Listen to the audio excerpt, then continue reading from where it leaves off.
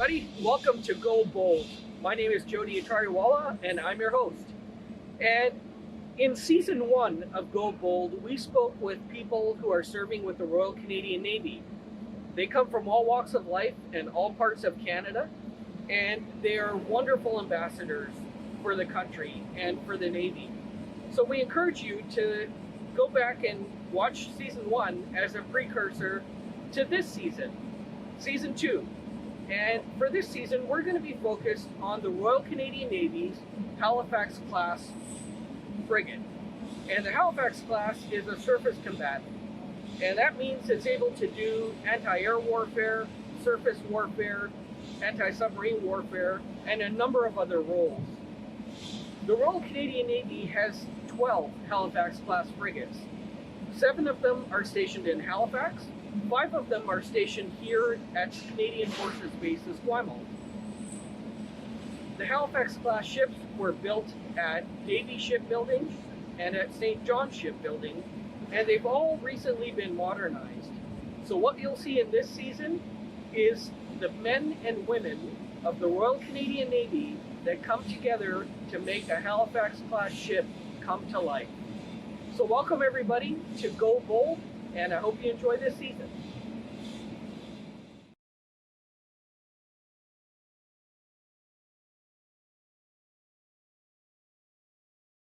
Side.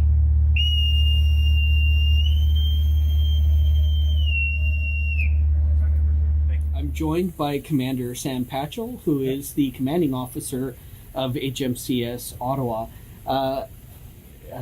Captain, thank you so much for joining me today. Okay, yeah, well, welcome aboard. I hope you enjoyed yourself so far already. It's a beautiful ship, and everyone's been awesome thus far, and I expect that to be the case my whole visit here. But so, as I've asked some of your colleagues, tell me about your motivation to join the military.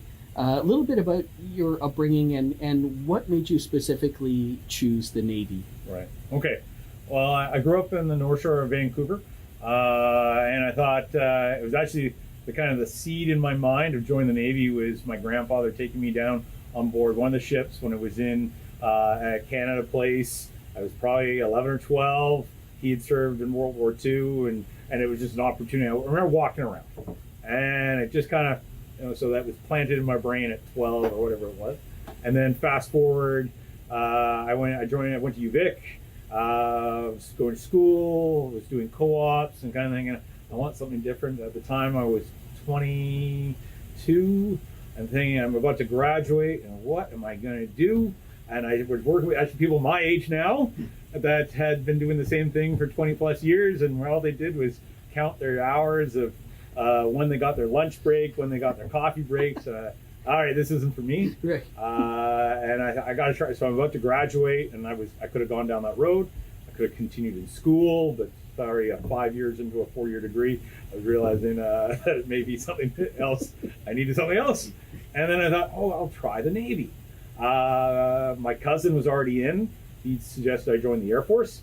And then I said, you know what, I'll try, and I'll join the reserves. Okay. My spot was taken. So they said they only have so many spots. Okay. So recruiter said, would you like to join the Reg Force instead? I said, what's the Reg Force? Oh, it's the same as the reserves. And yes, and so there's people in the they aren't the same. They're right. I had no idea. And then I sort of went through the whole process. It took a while, as it does. And then I still remember. So they actually flew me to Halifax for a Naval Officer Assessment Board week. It's a whole experiential thing, and they kind of test whether we're fit for the job and also show off a bit of the Navy. Okay. And then September 6, 2001, I signed on the dotted line. And I don't know if you remember what happened 5 days later. Right. Yes, yeah. September 13th, 2001, I flew to Saint Jean, Quebec, in Montreal. I flew to Montreal and started basic training. And they kind of no idea what I got myself into. And I've just been fumbling along for 21 years now, or 20 plus years. Yeah, 21 years now. And here I am. I think you've been doing a pretty good job. I've done all right, but yeah. Well, here we are. You are now commanding officer of one of Canada's 12 surface combatants. Mm-hmm. For those that are not familiar with what the Halifax class ship or the Halifax class ships are, how would you describe it? And tell me about commanding a ship. Okay, commanding the ship may be a little easier, but really what they are, they're a frigate by designation.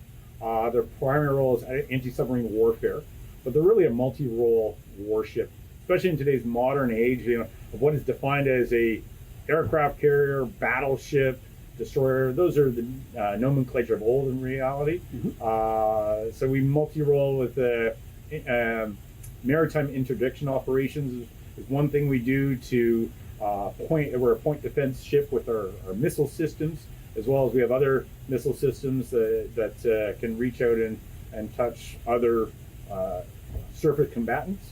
But our role, particularly because of our role in the greater defense of not just Canada and North America, of anti-submarine warfare, that's what these were originally designed for, and what, as Canadians, we try to focus as a skill set that we hone. Mm-hmm. Really, we're at the end of the day now, we're a tool of the government of Canada, right, that to represent Canadian values abroad. We fly the Canadian flag, and when a Canadian ship pulls into a foreign port, they represent the best of what is Canada, and it's not an invasion force entering that country, right? Right. And so when we participate with our allies and our partners, trade partners, and countries that we want to help in develop our relationships, this is what the Navy's there and able to do without raising tensions, and just be flexible, being able to respond to distress signals, foreign and domestic. So every time we're underway, we're ready to respond and provide help, but we're also ready to respond to deter aggressors. And the thing with ships and what navies do, it's about maintaining the playing field or the battlefield. It's complicated in essence, but you don't hear a lot about the many Navy battles over like the way when armies meet. They tend to meet and engage. Right. Navies maneuver and demonstrate their capabilities, demonstrate particularly their interoperability, which is one thing critical, especially in our world nowadays, is being able to integrate with other nations together and to work toward a common goal. Mm-hmm. Which is something Canada does very well, and we enjoy. We might be a small Navy. The ship is not a command platform, but we can take on a command staff and then be responsible for not only this ship, but then a group of ships operating in concert together to a common goal. Right. And having a Navy, it is significant to have a Navy because so much of the world's global commerce flows through sea lanes of traffic. And so I would imagine, and I don't want to put words into your mouth, but mm-hmm. but part of what having a frigate allows you to do is to maintain those sea lanes of commerce, communication open. Exactly. And it is incredible the amount of global trade that just happens uninterrupted, because that it's a free and open space. But you need to be, much like police that patrol an area, they're not always engaging bad actors, right, but they're present. Right. And then everyone just moves about freely, and to maintain that is something that navies do. Now there are certain areas of the world that change or that may disrupt that and engage, and so having a navy to be able to basically guarantee our own interests abroad. We receive commerce from all over the world. We depend, and as COVID has reminded us, sea lines and community are just supply chains and the challenges that we've seen in the last couple of years. That a Navy's not less important, but more important to keep those lanes open and to be flexible too, as they change, so that we can. The nice thing with ships is they're maneuverable. They don't always have to go in the same direction. And should an area of the world change, well, we can all move into a different direction. But in doing so, we then have to put the levers in place to make sure it's done safely. Right. Yeah. I don't know.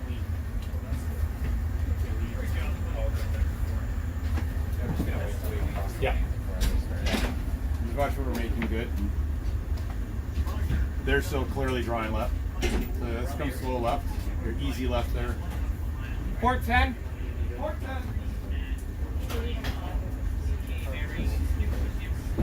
10 port wheel on, sir. Very good. Good coho. I'm trying to find them. Yeah, that. Ease it to 5. East to 5. East to 5. 5 port wheel on, sir. Very good.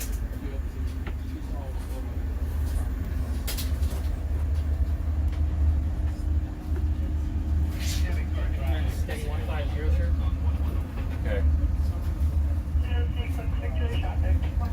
Range and bearing to coho now.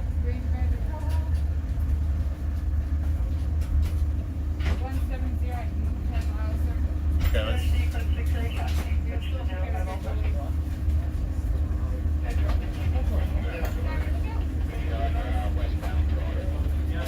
Yeah, You're thinking about dumping behind these guys? no, well, we can do that too.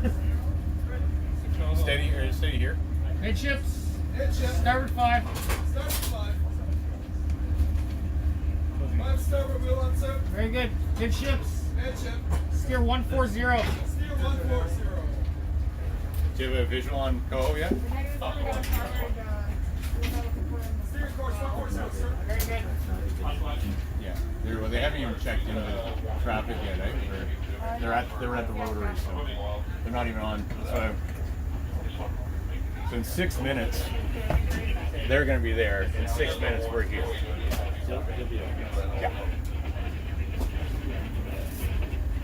You attribute to your success, meaning to achieve the rank of commanding officer of a surface combatant ship, you had to perform to a certain, I guess, caliber, but you also had to show that you were capable, right, of doing what the Navy would call upon you to do. Right. So it's both an easy question and a hard question. I'd say it's just to get here is not, you're the sum of a array of experiences, right. And then even before I joined, I came with a series of experiences, and I've had to, as I've progressed, reflect on, well, why was I successful in this and others not. I've always had very good spatial awareness. So in our initial training, it's all about maneuvering a ship around other ships and the basics. In school, I was very strong in math. So some of the things that others may have found challenging, I didn't find as challenging. And then I started finding myself a little distracted. So I took up teaching swimming to children on weekends to keep myself out of trouble. But I'd always worked with children, and I found actually, so I used to be a summer camp counselor and instructor before I joined. Those skills I learned in my summer times. You're surprised that yes, I lead adults now. Right. A lot of the tools are the same. Maybe there's just the only difference really their age. And in some ways, I know I do joke about that.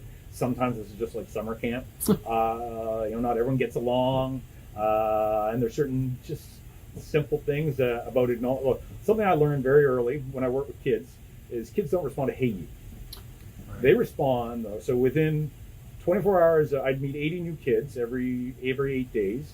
I knew everybody's name, and I would make a point to learn. It was always challenging when there was 3 or 4 Bens or Sarahs, or sure. Because I try to put a name to a face. Yep. But when you see a kid running away or about to do something, either get themselves in harm's way or harm somebody else, and you call them out by name, they respond. They'll stop and turn. Right. Also, if you call them out by name, sometimes for these kids it's their first time away from home, and at least they know who they are. Right. And now, granted, every kid wears a name tag, and there's tricks. Well, similarly on board ship, we all wear name tags. It's all our last names. Right, that's right. And it's not as personal. Yeah. So I've challenged myself even now as I try to know absolutely everybody's name. I haven't gotten there yet, and I've been here now 3 years. I started top down. I'm working my way down, and I'm challenging my staff also, the people they're responsible for, to at least know more than just read their last name, but know who they are. It's much easier to lead people when you know a bit about each and every one of them.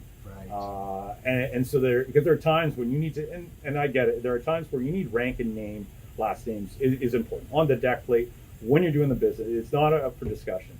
But so much of what we do is outside of those moments of when you're either engaging the enemy or you're maneuvering close formation or you're giving orders, taking direction. A lot of it is the human interactions in between them, and you want the person, because there are people that live in all sorts of complicated, challenging lives. You hope that they trust to see their supervisor and share what their difficulties are, because often what is a big thing to them is actually quite simple to fix, or at least they don't see that we can help or not help. And so if you can say, hey, Dave, how are you doing? Okay, or as opposed to leading seaman Smith, Right. how are you doing? There's the reaction you get. Anyway, Yeah. so that's how I that's helped me get through leading people as I've led to this the many jobs I've had throughout my career, and I've enjoyed every step. I've learned from some of the best leaders, and I've also learned from not so good. But I've learned that you learn from all those experiences. For sure. You're shaped by them, but those experiences help you realize, I like that, and I'll do more of that. Yes. I don't like that. I know why I don't like that, and I'm never going to do that. I'm also going to acknowledge that was not good. So when others may do that, and I've been honest. I've been blessed. I've been lucky, being in the right place at the right time, at times, to making your own luck. With something in the Navy, you just have to say yes and volunteer and do stuff, and don't say, well, that's a not so good job, you don't want to do that. No, go do it. Be the one that is the go-to person. Right. And guess what? They ask you to do More. other cool stuff. More, yeah. And that's kind of worked out for me throughout, and that's how I've ended up here. But really because of a lot of great mentors along the way, a lot of inspiring people that I hope to emulate as I was going through.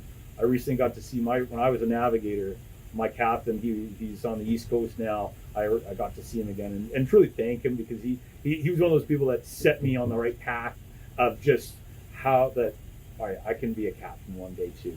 And he saw more in me than I did at the time. The navigation course is very challenging, and I didn't necessarily think I was going to make it. Actually, that course was one of the two times I was ready to quit the Navy. I didn't think I even cut it as a Mars officer with corporate call. I thought, you know what, I don't have it.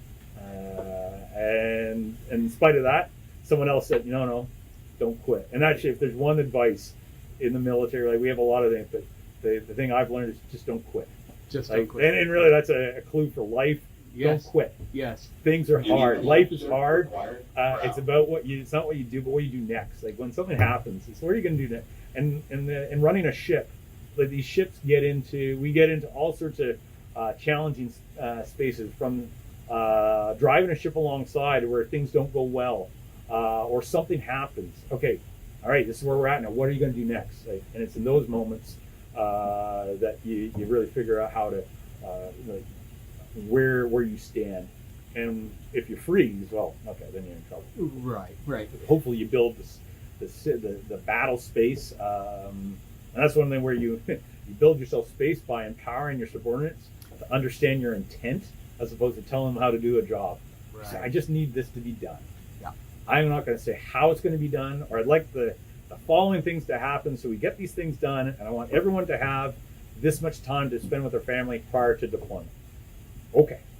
That doesn't mean everyone takes the same day off. Right. But according to some of our rules and policies, everyone shall take the day prior to this day. Like, it doesn't always work, but if you can take an order, turn it into some intent, and I need to get the following things, and then over to the people to manage their own, it's amazing the results you get, and you don't have to. You can just sit back. Right. You still trust, but as I learned from one captain, trust but verify. Right. So trust that they've done it, Yeah. and verify that they've done it the way you intended. Right. And when they haven't, it's not on them. It's on you that you didn't explain your intent then. Right.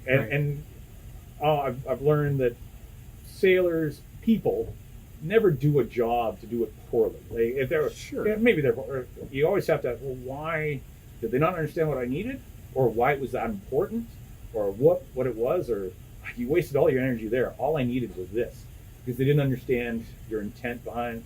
And as a captain in particular, and I've learned working with other captains, be very careful what a captain says. Right. The captain will say a silly idea like, you know, it looks like you need a touch of paint. Oh, there's a spot, like literally just a little spot, and walk away. Yeah. You come back the next day, it's 3 sailors painting everything, like fixing it all. Captain said, right? And that's that trickle down effect that you have to watch out for. But maybe your intent was the whole room. There are some there are times where that is that, Right. but for the most part, you have to be mindful, particularly when you become a captain, that what you say, Matt, even the most simple, innocuous things becomes the captain said. Right. So, Right. yes. So now, you mentioned about coming alongside, and for those people that are not familiar with the Navy, because people listening to this might be in the prairies, Right. They might be somewhere where they've never been on a coast, never seen a ship, let alone a warship. Why is it cool to be in the Navy? Oh, the amount of places I've been, I've been able to see the world, and not just the way a cruise ship sees it, where they pull in at 8 in the morning and they leave at 1900 at night. And I joked earlier about it being like summer camp. Yeah. You got 230 friends and shipmates, and it's a shared experience being on board. And so what we do is hard. What we do is not normal, but that's actually what makes it neat. Is Right. that it just the adventures and the ability to just do. For all right, it's a building skill set. So we don't just wait till a person falls overboard. You have some footage of us when a person overboard recovered. Right.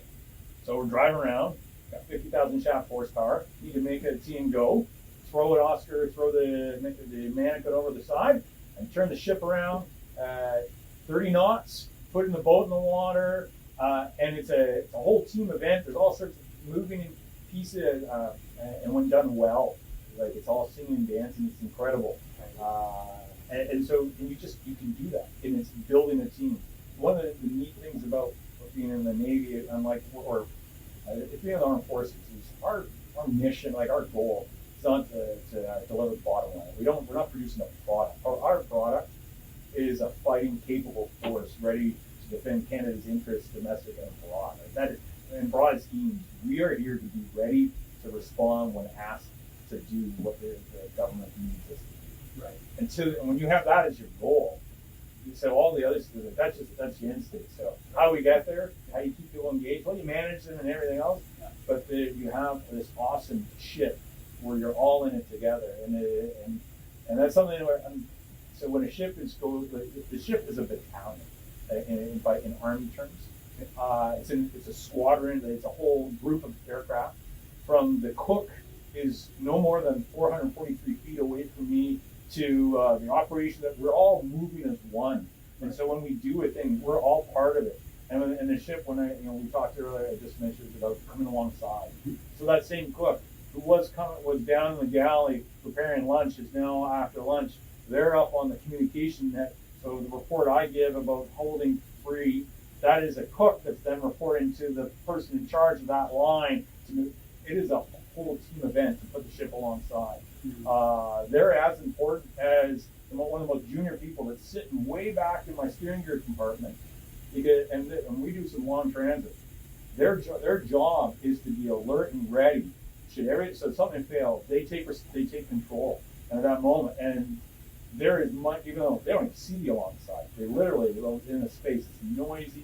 There's a machine, and there's the heading. All they have is the heading indicator and the giant rudder post right in front of them, ready to go. But if they don't do their job, I mean, and in essence, if they don't have to do their job, it's a great day. Right. They just have to. That's what I do. It's really neat. And we do it together. So a ship doesn't kind of come alongside into a foreign port. It doesn't. The garbage doesn't get rid of itself. The ship doesn't clean itself. Right. The ship doesn't just defend itself. Yes, there are weapon systems that are designed to engage the enemy. So that needs a human to say, is that a bad person or not? One, what's their intent? Right. And I don't, there's no way. And we as a team have to work together sometimes in split seconds to identify, work together, and hopefully, when you work together, you know each other. Sometimes when you start to see a team working really well together, you don't even talk anymore. So what? And if you work with humans and you start to work with people, there's the nonverbal cues of communication. And you get the glance and the pointing, the eye contact. It's amazing when that's working well. It's pretty neat. So, Lieutenant Commander Simmons, tell me a little bit about how you work with the captain. Because this particular episode is focused on the command team. And so, how do you distinguish your job from the commanding officer's job? Yeah, so commanding officer's in charge of everything, right? He has command over everything. The executive officer is really the inside the guardrails captain, right? And for lack of a better term, it's really the person that sets the ship up for success. If it's happening within the ship, if it's to do with training, if it's to do with personnel management, really that's my role. External to the ship, as far as war fighting, that's the captain, right? So really, the biggest difference between the two is the fact that the captain will deal with the big, broad picture, and I'll make sure that he has all of the tools he requires. Awesome. Okay. And when we talk about the capabilities of a Halifax class frigate, how would you describe it to those that might not be familiar with what the class can do? Yeah, so really what you can imagine is these platforms are more multi-role platforms. They can do a whole lot of different things. They're also single-point missile defense platforms. So what that really means is this ship can defend itself in an adverse area against missiles that come inbound. So it has a number of systems that act in a different layer of defense of the ship that allow it to respond and carry on with its mission. Awesome. And so beyond capabilities like missiles, what are some of the other capabilities that the ship has?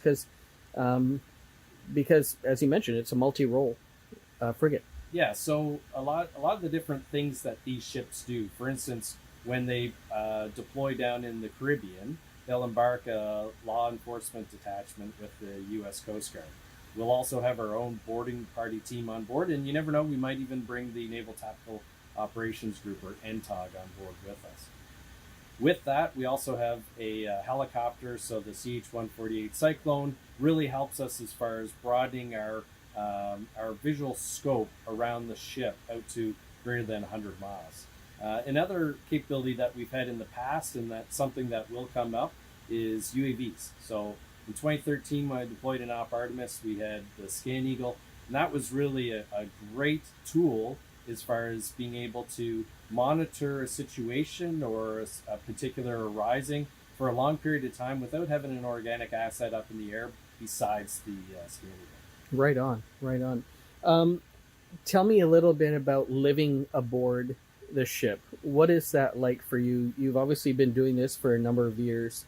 How would you describe living here? Yes, so the ship is 134 meters long, 16.5 meters wide, and it's got about 3 decks that you walk on. Not a lot of space for 240 people. Right. But it's all about routine. So it's getting into a routine that works for you. So making sure that you have time to rest, making sure you have time to connect with family members, making sure you have time to do your fitness to stay in shape. And of course, the 12 plus hours of work that you'd regularly do throughout the day. So getting in a routine, and the ship helps that because we do have a routine, but also learning over time what works best for you. For instance, for me, I wake up early so that I can exercise on one of the systems before starting my day. And even if that means you lose an hour of sleep, it means that you're also contributing to your health and longer sustainment throughout the day. Yeah, right on. So this class now has been modernized. Tell me a little bit about what that means to the Navy, because the ships were built in the late 80s and early 90s. They came into service in the early 90s. So, what does a modernization for a Halifax class frigate mean, or what does it deliver to the Navy?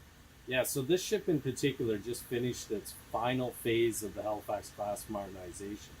So the Halifax class modernization was all about the weapons and sensors, making sure that we were more modern in the warfare capabilities and being able to respond to emergent threats throughout the world. So during that modernization, we brought on board ways to sense and detect at greater ranges with our 3D radar and with other sensing capabilities. And what that has really done is made us a more modern single point missile defense system than what we were when we came out in the 90s. The other thing too is we were able to modernize our flight decks so that we could receive the much heavier Cyclone. And also we did do a little bit of upgrading with our diesel generators, and we have the new diesel generators. So that helps as far as being at sea, not being so concerned about electrical outages of any kind. Cool. For those that might be interested in the Navy, what would be your advice to people who are listening to this show?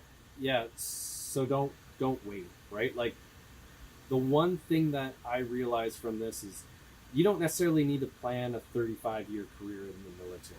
You could do it in 3 years. You can do it in 5 years or 10. Choose your adventure, right? Really, that's what the Navy has given to me. Since joining the Navy, I've been all the way up in Grise Fjord, down towards Curacao, across the Atlantic, through the Mediterranean, around the Indian Ocean and the Arabian Sea, South China Sea, as far south, heading down towards Indonesia area, Singapore, you name it. Lots of fascinating places. I even did a swimming exercise in Mariana's Trench. So just knowing that there was 10 kilometers of water below you as you're swimming there, there's lots of opportunities. So, if you are considering it or even thinking about it, reach out, look online, just Google online, how do I join the Royal Canadian Navy? You'll find a way to get through it. So. Sweet. Okay, so Justin, you're the executive officer of HMCS Ottawa. Tell me about meetings that you have to do on the ship. Yeah, so I was just explaining how the meetings in this cabin that I have to do. So the entirety of the ship's administration goes through here, which is good. But the motivation is knowing Marine Systems Engineering Office. The motivation is knowing that the next level, hopefully you get the opportunity to have a proper cabin, a large space and all that. But sometimes squeezing about 3 or 4 people in this cabin, they're all kind of standing around and we're trying to have, a serious discussion and all that. You kind of have to laugh about it. Yeah. Well, stand there for 1 second because I'm going to go by you and then I'm going to pivot around. Okay. And I'm going to actually take a look at the cabin. So you can have 3, 4. Well, what's the most you've had in here for a meeting? Probably about 5. Yeah, and you shut the door, and when you're shutting it, you're pushing it. It's like the Tokyo trainway, right? When you're pushing everyone back. Right. Yeah. That's awesome. Well, so the bulk of the ship's business happens here. Yeah, that's it. So, Lieutenant Commander, I'd love for you to share one of your more interesting stories from your multi-decade career now, I guess. Yeah, I've got several, but maybe I'll start when I was a junior officer. I was a bridge watchkeeper on board HMCS Montreal on the East Coast. In fact, the commanding officer was our former Deputy Commander of the Navy, Rear Admiral Sullivan. We left Halifax. We were conducting an exercise. It was my first time being a bridge watchkeeper. It was what you would encapsulate one of the most interesting non-deployments that I'd ever experienced. So we left Halifax. We were crossing the ocean. Sea state was typical of the North Atlantic. It was rough and bumpy. I remember looking across at HMCS Preserver as it looked as though it was just steaming nice and easy while we were getting tossed around in 6-meter seas. it's one thing that I learned is that every moment being on ship, it's real. So when we were crossing, we were about halfway across. One of our crew had injured themselves. Their hand actually got jammed in one of the doorways. So we had to sprint for about 24 hours at 26 knots until we were approximately 200 miles off Ireland. We finally got off there. They were able to medevac the person off, and then we needed fuel. We went into a fuel with the tanker, and of course, during the fueling, one of the space heaters that someone brought on board ship fell over, started smoking, created a little fire on in General Stores number 2. Not that, this is a glorious thing and all that, but it just seemed to be a cascading thing that was happening. We put out the fire, we got underway, we conducted the exercise, and the exercise was a fantastic one. It was really well set up from the UK. There was American ships there, the Brits were there. It was really, really a good exercise as far as getting in and around. We got to visit Scapa Flow, and right after Scapa Flow, we exited there. The task group was heading southerly, and the Merlin helicopter was coming in to land on board Montreal. Of course, when it went into land, it didn't really have a good look at the flight deck, and it ended up crashing on deck.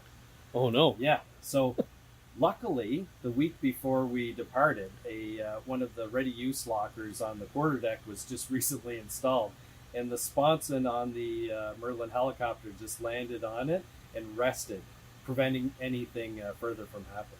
All these things, everyone survived it. Everyone was fine. At the end of the day, even the electrician that jammed his hand is perfectly functioning now and all that. One thing I realized is, yes, it is very real, these things, but it's part of that adventure, right? Where you really need to be safe. There is an element of risk as you're going along. The common denominator of all of it, though, every time we had an incident, we had ice cream on board ship. So since then, I don't really eat ice cream on ship. Right. In fact, it got to the point that when the coxswain on board ship was leaving, he really wanted to have ice cream. So what he did, instead of having the ice cream on board ship, he went in the rib, sailed out, or went away from the ship and had his ice cream with his chief. So yeah, just kind of a funny little dip. That's awesome. That's awesome. Well, I'm so glad to hear that everyone was okay.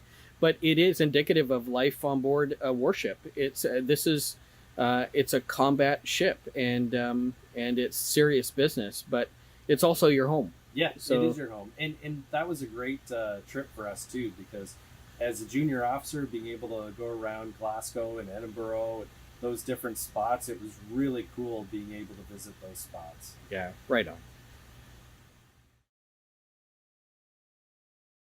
So, hey everybody, here we are on board HMCS Ottawa in the coxswain's cabin.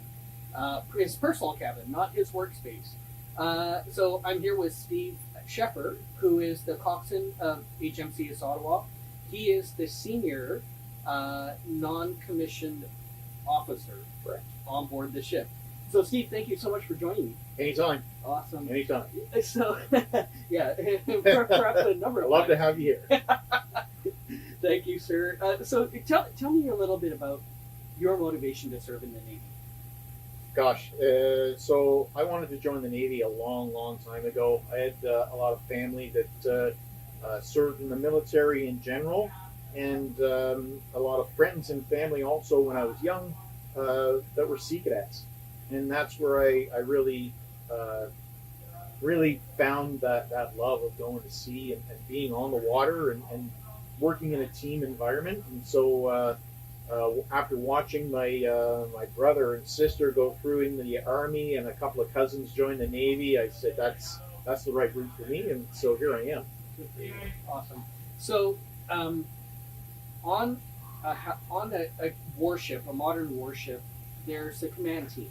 Yes. So there's the commanding officer, the executive officer, and then there's the senior enlisted member, and that's you aboard the ship, right? Right. So there's a bit of a distinction with the Navy compared to the Army and Air Force. The Army and Air Force look at the command team as the commanding officer and their RSM, which would be coxswain in the Navy. In the Navy, we have what's called the Command Triad. So we add in the executive officer to the command team to make this triad. So the three of us work together really to turn command intent into action. Right, right. So, on my experiences on board Canadian Navy ships, I've seen many coxswains, and to me, they seem to be more gruff, a little bit more perhaps grizzled. Gruff maybe might not be the right word, but I liken them to like the sheriff of the ship. Yeah. Tell me if you agree with that, Steve. Yeah, there's a certain piece of our job that it's not always fun. We are the chief disciplinarian on board the ship, and so that one of the roles that we have to play is sort of acting like the sheriff. If there's people that are behaving poorly, then you have to do the work to investigate the problems, and sometimes that results in someone being charged. And then you just bring all the players together, similar to what a police officer would do, bring the people to court, and then let the court decide on the final decision of whether or not a person is guilty or innocent, and then what the sentence may or may not be. So yeah, you can liken me to the sheriff. It is one of the things that we have to do on board, and it's important because it helps maintain discipline. But we have other jobs too, and that's just one of the pieces. Yeah, and what would, as you said, that's one of the pieces, but what would you say is your primary function aboard? Primary function on board is to work with the crew and make sure the crew and their well-being is being taken care of and being considered when command is making decisions. The captain does not always have all the right answers because the captain, the executive officer, have gone through their development in a different situation being officers than I did as a non-enlisted member. And so I can take the perspective of a non-enlisted member or non-commissioned member rather, to the captain, the XO, and just give them that perspective when they're trying to make a decision that's going to affect the entire ship's company. Right. Truthfully, I want the crew to not have to worry about, well, is someone taking care of my administration, or am I going to get to go on leave? Am I going to be able to go on a course because of decisions that are being made that are out of my control? I want them to focus on their job. When they focus on their job, they're going to be happier here, and they're going to perform well. Yeah, and I guess a commanding officer and an executive officer, they have their roles and their duties. And I guess you have perhaps a better bead on the crew and what they're doing and how they're feeling. Morale's got to be one of the things as well that you got to consider. Morale's definitely one of the things that we consider a lot, and we work hard to come up with ideas of what can we do to help improve morale, particularly when we're going through some tough periods where there's a lot of hard work going on board, and we ask a lot of the crew. It's the crew that does all of the grunt work on board. Command level just kind of gives the idea of this is what I would like to get done, but it's truly the crew that makes that happen. So when we see there's maybe some issues with morale, take a good look at it and see maybe it's a problem within a specific department, maybe it's a problem across the board where all the crew is kind of unhappy. And we, in the Command Triad, we can make some changes to how we're doing things, or we can plan events and do some fun events just to help improve morale and bring people together, and just a bit of a laugh once in a while is enough to help improve people's morale. What's your preferred method to give people a bit of a laugh? Honestly, bringing them together, give them a few moments to just kick back, not think about all the jobs that they have to do. Recently, we did a beer tasting event on board where we had a brewery come down and they offered up a couple of their different beers, and it was good to have the whole crew up there just mingling and talking, and you see people from different departments talking to one another, and you get that intermingling going on. It's really good to see that. We've done a number of things like that. You know, when you're at sea, we can do things like take hot dogs around the ship and sell them to the people that are on watch. It's just something to make them smile and give them something else to think about. Right. Yeah. And just to clarify, on Canadian ships, because I've been on American ships where you have to pay for your food, on Canadian ships, food is provided to the crew. That's right. It's done controlled by the logistics department, but it just makes good sense on board, particularly at lunchtime. Rather than asking the crew to bring in a brown bag, like you would at any other office, we just don't have the space for 200 and some odd brown bags in a refrigerator, and we also don't want our crew dispersing for an hour at lunch to come back afterwards. So we make changes in how we feed people while we're away, and we make those adjustments that'll allow us to continue to feed people here. Yeah. Right on. Thanks, Steve. Anytime. So here we are on 3 deck. 3 deck of HMCS Ottawa, and we're here with the Coxswain. So Steve, tell me one of the most memorable experiences that you've had on board Halifax class frigate. Gosh, there's been a lot of them over the years. There's been a lot of good things and bad things. Just one story I'll relate to you was back when I joined my very first CPF was HMCS Halifax, and I was only on board for a few months. I had moved across the country just prior to that, and when I joined the ship, we were a ready duty ship. So on Friday, I went home after finishing work, and I thought, yeah, I'll get cleaned up, have a good weekend at home with my girlfriend, and lo and behold, the phone rang, and they said, you need to go back to the ship because we're picking up and we're going to sail. And so I returned to the ship that afternoon, and we spent that afternoon, all the next day, storing the ship and getting it ready to go to sea. Ultimately, we ended up sailing, and when we sailed, we weren't given any kind of indication as to where we were going or for how long. What it turned out to be was Halifax sailed in support of what was known as the Great Turbot Tussle with Spain. And so we ended up off the coast of Newfoundland for almost a month, patrolling the area and keeping an eye on a Spanish gunship that they had sent out, while also transporting people from DFO so they could verify the catches of the Spanish trawlers.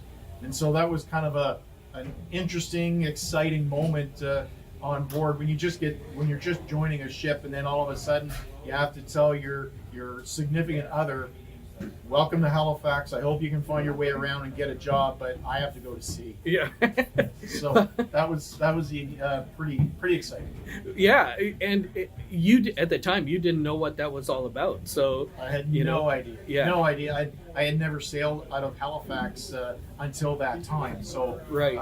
It was a big deal for us. Yeah, awesome. Well, thanks for sharing that story. Appreciate it. Here we are in the captain's cabin. This is slightly different from the executive officers Motivation. cabin. Right? Motivation. Yeah. Yeah, Gives you a goal to look forward to. Oh yeah. Also, it's I used to joke about the real estate as an XO. We have a small space, so there's a Command Triad, and when the three of us have a certain level of real estate and the importance of each. So you don't have a triangle with 3 points. So as much as the square footage in your cabin isn't a lot, it's still part of the triangle, and yes, there's some motivation.